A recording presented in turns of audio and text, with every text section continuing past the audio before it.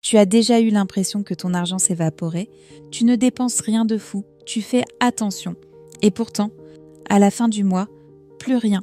Et quand tu veux économiser, paf, une urgence, un imprévu, un souci. C'est comme si l'univers jouait contre toi. Mais, et si le vrai problème n'était pas ton salaire, ni même tes dépenses, et si ce qui bloque ton épargne, c'était ce que tu crois sur l'argent?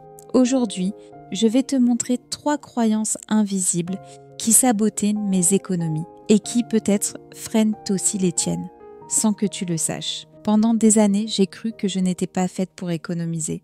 J'ai essayé de tout. Tableau Excel, carnet rempli de bonnes résolutions, appli qui bip à chaque dépense. Sur le papier, tout était parfait.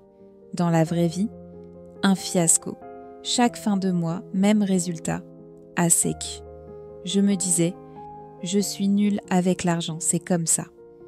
Jusqu'au jour où quelqu'un m'a posé cette question. Mais qu'est-ce que tu crois vraiment sur l'argent? Et là, un mur est tombé. J'ai réalisé que je ne dépensais pas mal par manque de volonté, mais parce qu'il y avait des petites phrases ancrées en moi, des idées que je répétais sans les remettre en question.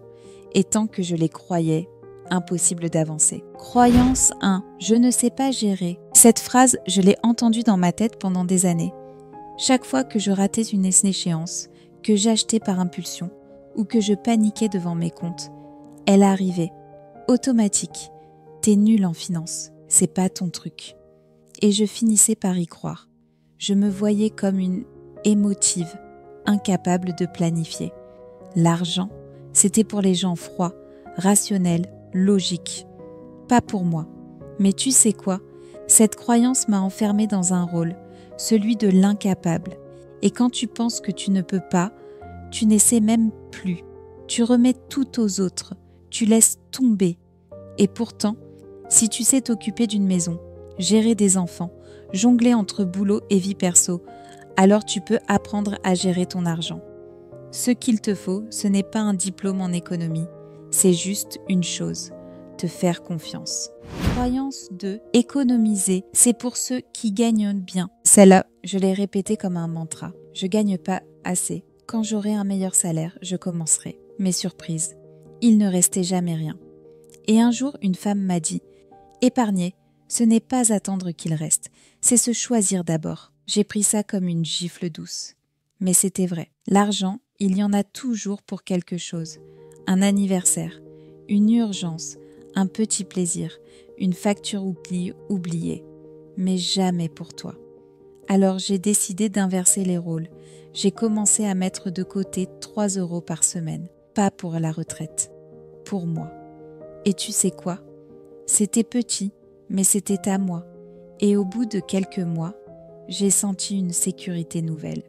Pas énorme, mais assez pour me tenir debout. Croyance 3. Si je me fais pas plaisir, personne ne le fera. Celle-ci, elle est perfide, parce qu'elle part d'un vrai besoin. Tu bosses, tu donnes, tu gères, et à la fin du mois, t'as juste envie de te dire « je le mérite ». Et tu as raison. Mais le souci, c'est quand se faire plaisir rime toujours avec se vider les poches. Un rouge à lèvres, une robe, un resto, juste pour souffler. Et on recommence. Cycle après cycle. Ce que j'ai compris, c'est que mettre de côté, c'est aussi un cadeau. Ce n'est pas se priver, c'est semer. C'est dire à la femme que tu seras demain. Je pense à toi, je prends soin de toi maintenant, pour que tu souffres moins plus tard. Et ça, c'est de l'amour, pas un sacrifice. Ces 3 croyances semblaient inoffensives. Des petites phrases banales, comme on en dit tous les jours. Mais elles dirigeaient ma vie et mon compte en banque. Depuis que je les ai déconstruites, mon argent ne file plus aussi vite. Parce que maintenant, je ne cours plus contre moi-même. Mon épargne n'est pas impressionnante. Mais elle existe. Et surtout, elle me donne un truc que je n'avais jamais eu. Le droit de respirer. Et toi, laquelle de ces croyances te parle le plus? Écris-moi en commentaire. Aujourd'hui, je choisis de me mettre de côté. Et partage cette vidéo avec une femme qui dit toujours qu'elle n'arrive pas à économiser. Peut-être qu'elle croit, elle aussi, à une vieille histoire qu'on lui a racontée.